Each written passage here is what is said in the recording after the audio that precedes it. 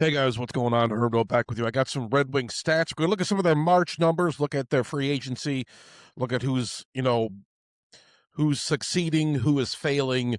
We're gonna preview the Blue Jackets game tonight, which is I believe at 7 o'clock, if I'm not mistaken. We're gonna go kind of a deep dive into some of the March numbers for the Red Wings, some of their overall numbers for this season. Talk about some stats. We got all sorts of good stuff. It's gonna be a bit of a longer episode, but that's okay because I'm ready to talk the Wings because, man, is this team pissing me off.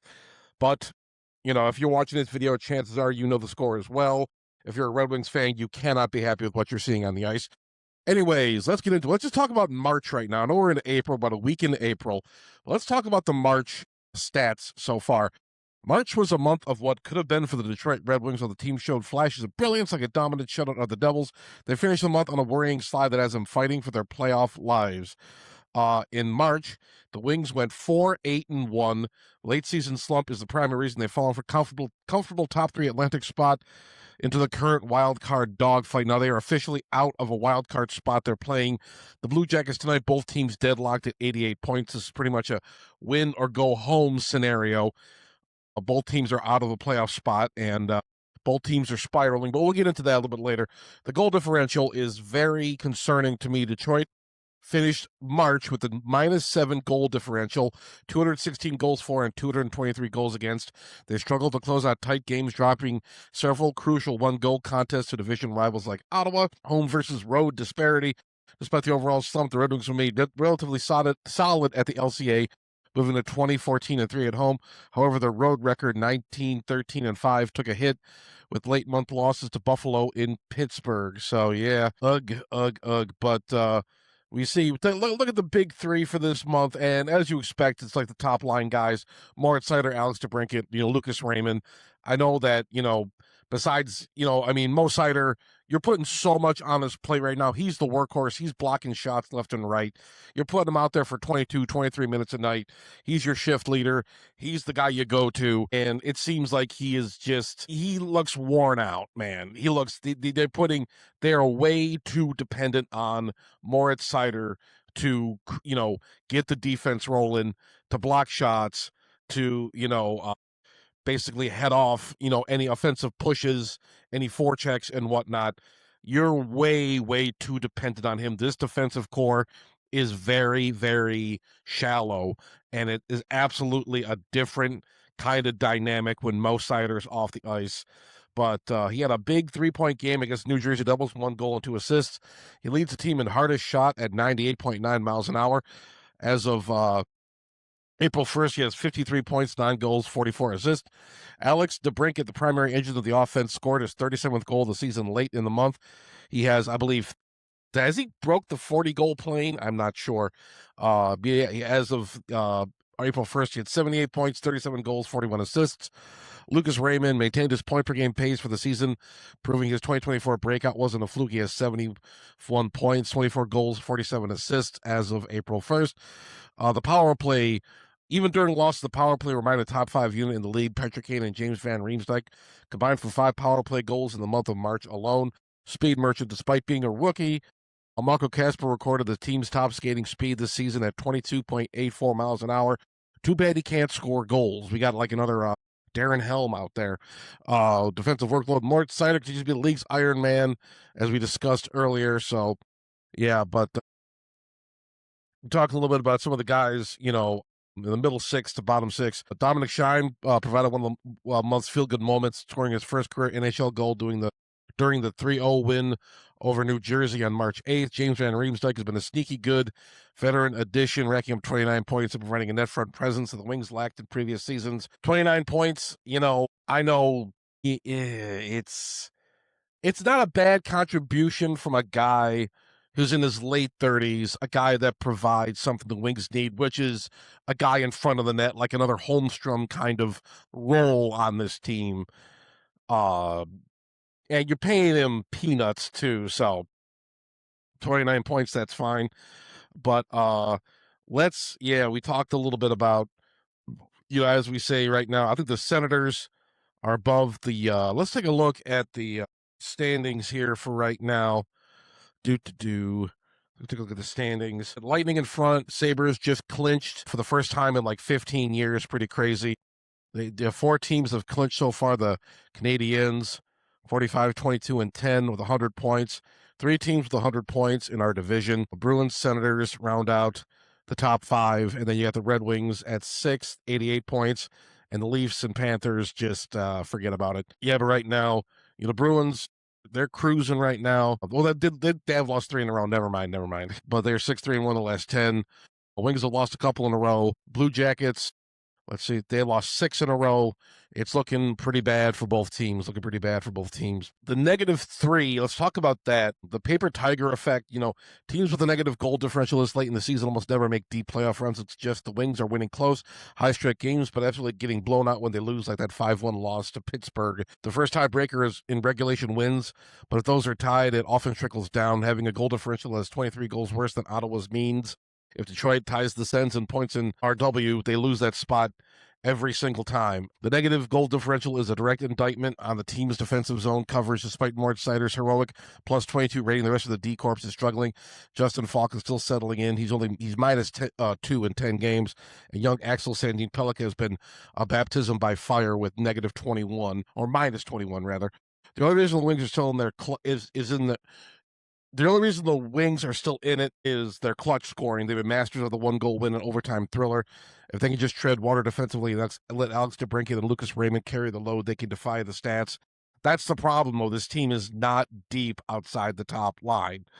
I mean, you got, Dylan Larkin put up his 30 goals, for the 5th year in a row. Good for him, but he disappears for long stretches. We talked about it on the stream quite a bit. But history says negative goal differential eventually catches up with you in April. They essentially have, what was it, 6 games now? 6 games now. Let's take a look at this right now.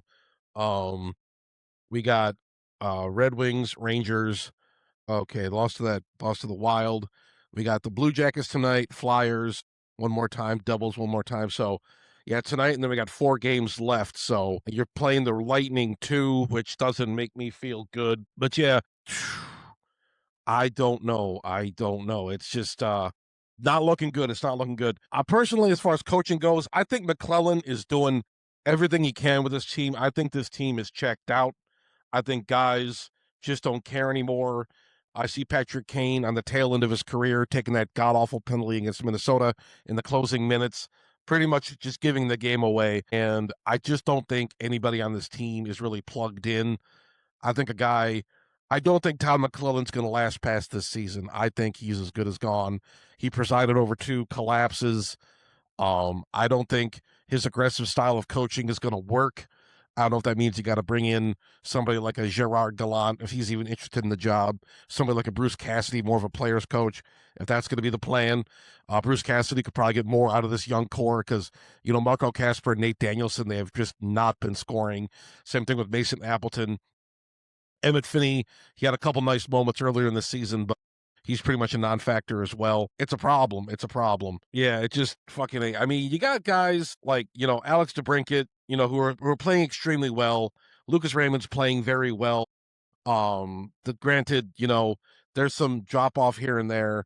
Then you got guys, as far as the high performance guys, as far as veteran presence is concerned, Van Riemsdyk and Patrick Kane. I don't know if I call that necessarily like a high performance. I mean, Patrick Kane has really struggled this season. I'm very reticent to give Patrick Kane any praise at all, considering he's had stretches where he just hasn't produced. But he's 37 years old, for God's sake. Yeah, it's a problem. Got guys, the second line defense. Ben Chiarot is -3. Justin Falk hasn't really found his footing yet. You got guys like David Perron, rounding out the middle 6 scoring. He has not produced anything. And it's going to be a problem. But McClellan's system. Getting back to McClellan, is his system is designed to be aggressive. He wants the defenseman involved in the play and moving the puck north quickly. This is a high transition team. They don't spend a lot of time in the offensive zone. This is a team that is not one of those pass kind of things that go in, they attack the net, and then they're on the back check. So, Detroit is a top 5 power play team because of that. But when you don't have the foot speed or the physical reach in your bottom four to recover from a turnover, you get burned in the counterattack. So, yeah, I mean, the team just isn't really quick enough. Outside of Marco Casper, but Marco, as we know, was pretty much just Darren Helm 2.0. Yeah, and in the bottom four, defensemen just don't. It's just not really not getting the job done. We know the issues there. Axel Sandin Pellikka. Now, Justin Falk, I believe, is going to be a game time decision tonight. So Axel Sandin Pellikka is probably going to be in the second line with Ben Sherratt. I'm not expecting a good game from either of them. I don't think that it's gonna get the job done. Yeah, this has been a serious problem. Like I said, David Perron was brought back in to be a veteran spark. He has like 0 points. I think he's like a -2. JT Compher has 10 goals this year. Andrew Kopp has 9 goals. But yeah, they both gone through very long stretches not finding the back of the net. That was my concern. Center depth. You know, this team just does not have good centers. I mean, Andrew Kopp had some nice moments here and there. He was scoring in bunches here and there, but these guys are $5 million centers. They're a key part of your team. They are your center depth, and they're just not producing. And Alex DeBrincat has this massive burden on him. Alex DeBrincat is pretty much the only Red Wing I'm not like totally pissed off at. But like I said, Marco Casper, Nate Danielson, they have energy. They combined only 10 goals all season. They're still getting their feet wet. It's a big problem. I don't think they're going to be able to outscore the -3 goal differential. They're averaging 2.92 goals per game, which ranks in the bottom third of the league. Meanwhile, they're giving up over 3 goals a game. They would need to start putting up 4 or 5 goals a night, but to outscore their problems, they simply don't have enough shooting depth. According to NHL Edge data, Detroit ranks 26th in shooting percentage at 10.3% and 21st in total goals. They are a precision team, not a volume team. So um, it's just you're putting a lot on Gibby too. Like the goaltending situation, John Gibson, you're putting so much on his plate. Same thing with like Moritz Seider. These guys are getting burnt out. It's a serious problem. Let's get into more of this.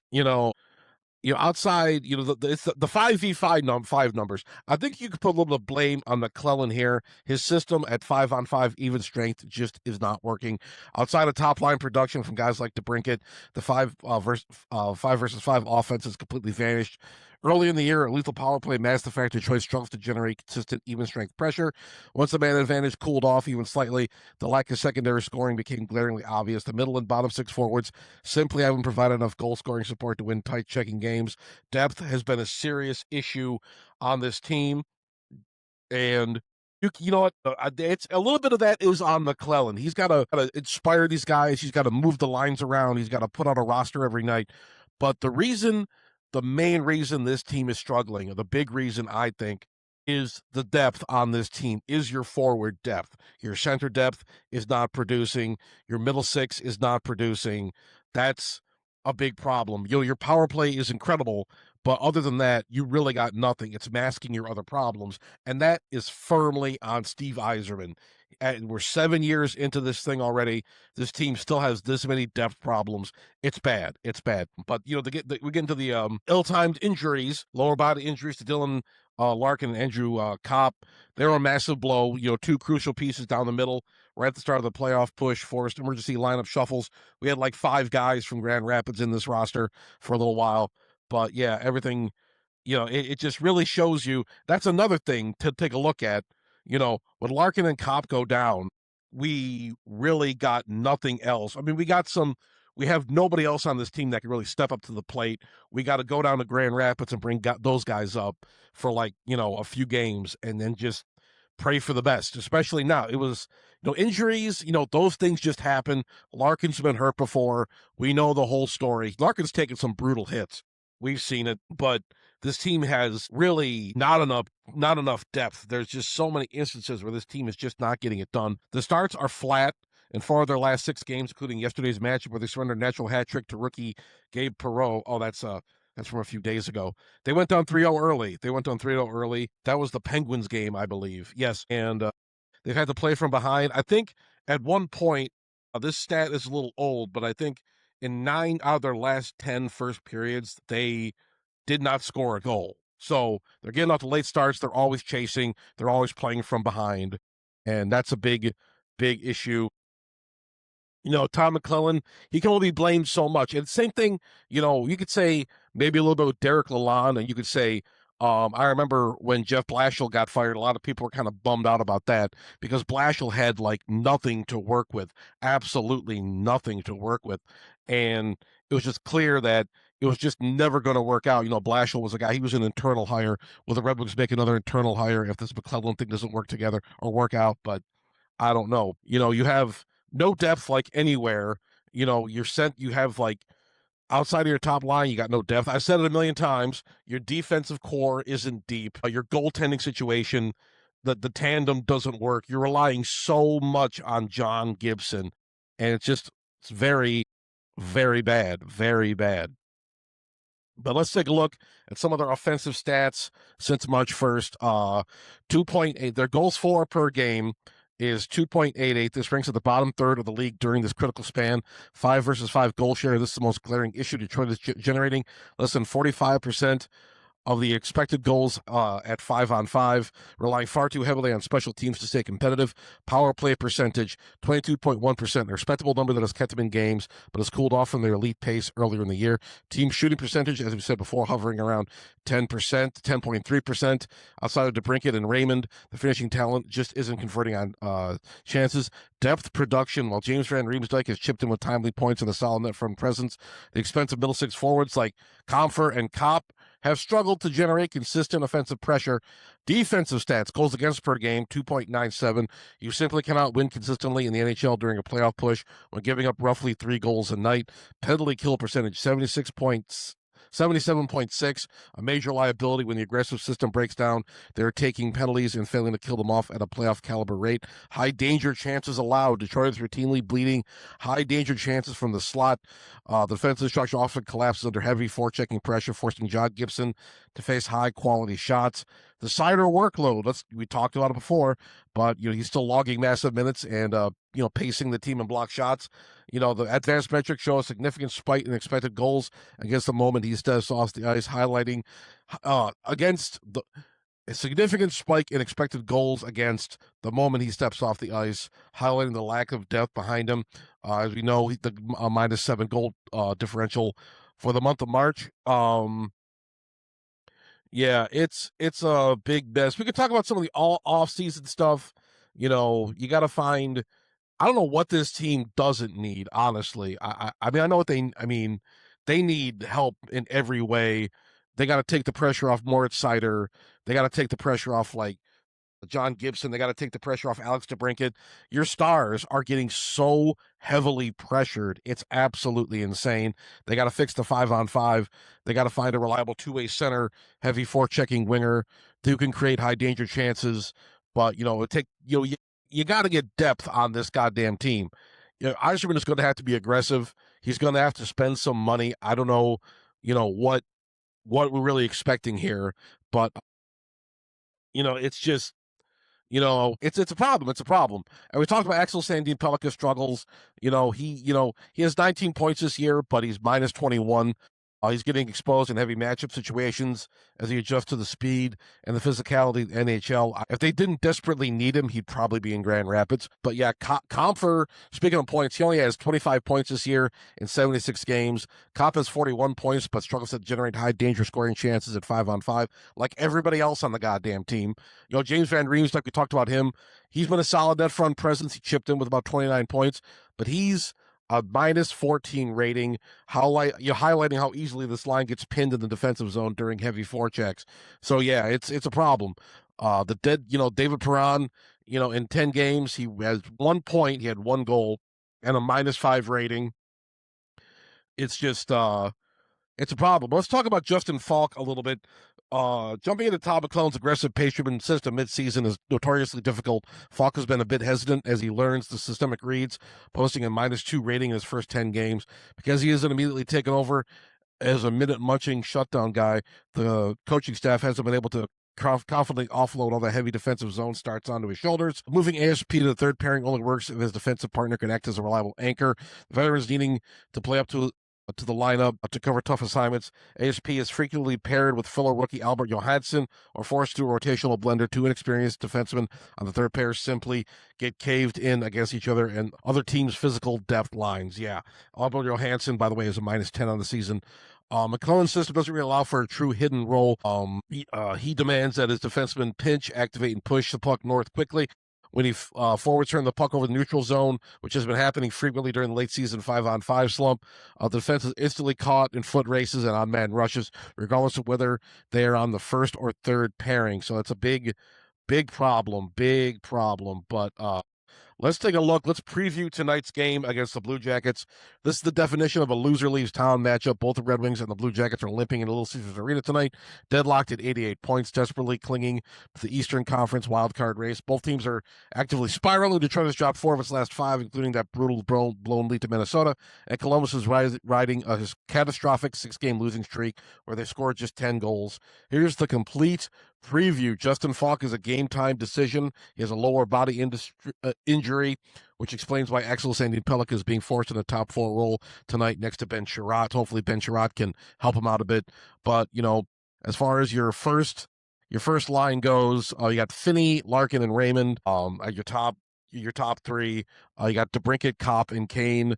On your second line, you got Perron, Compher, and Casper. Your third line, Van Riemsdyk, Rasmussen, and Mazur on your bottom line. And then you got Edvinsson and Seider, your top line, Chiarot and Sandin-Pellikka on your second line. And then you got Albert Johansson and Jacob Bernard-Docker on your third. John Gibson gets the start again. But let's take a look at Columbus Blue Jackets, who sit at 38, 27, and 12. Columbus coach Rick Bowness scrambled his lines in the morning skate after a 2-1 loss at Winnipeg. So expect a blender tonight. First line is it Corey Sillinger, Adam Fantilli, Johnson, Marchenko, Charlie Coyle, Garland, Brad Marchman, Jenner, Heinen on your third line. Dan DeBellas, Monahan, and Lundestrom on your fourth line.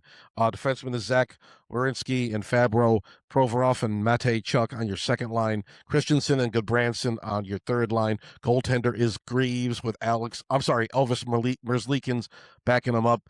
Dylan Larkin's line will be matched directly against Adam Fantilli and Kent Johnson, with Columbus struggling to finish drives inside the blue line. Seider and Edvinsson need to bully the Young Jackets forwards and prevent clean entries. With Faulk potentially out again, ASP is back in the crosshairs. Columbus will likely hard match with heavy forechecking of Boo Jenner, and Mason Marchman. I'm sorry. I'm thinking of Brad Marchand.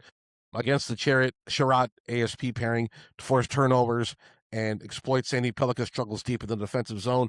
Jet Greaves has been solid for Columbus, .895 save percentage with John Gibson, who is 28-23 with a 2.62 goals against average, gives Detroit the distinct advantage in net.